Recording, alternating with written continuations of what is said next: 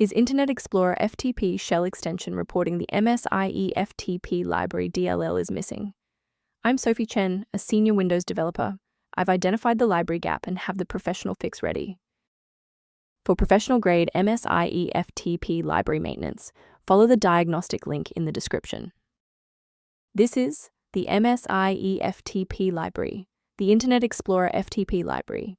It manages unmanaged FTP protocol handshakes within the Windows shell. It facilitates the rendering of FTP directories as standard folders in Windows Explorer. Now that we've covered what the file does, let's jump into our first fix. If Msieftp library DLL is missing, it indicates a problem with your Windows system image. I suggest running sfc/scan now from an administrator command prompt to perform a surgical repair of your core operating system files.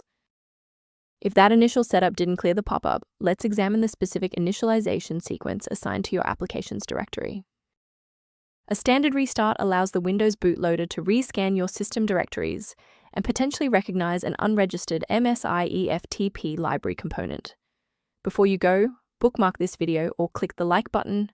This ensures the video stays in your library so you can finish the final steps as soon as you're back at your desktop. If you're still seeing the same problem post-restart, let's escalate our troubleshooting to the next tier.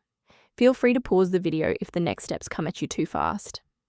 A restart won't fix a broken registry pointer, so follow these steps to manually register the file now. First, open command prompt as admin.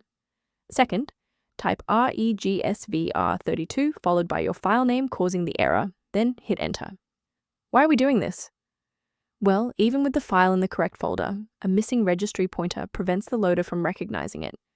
This step manually establishes that critical system reference. Before you finalize your changes, I need to emphasize the importance of using trusted sources.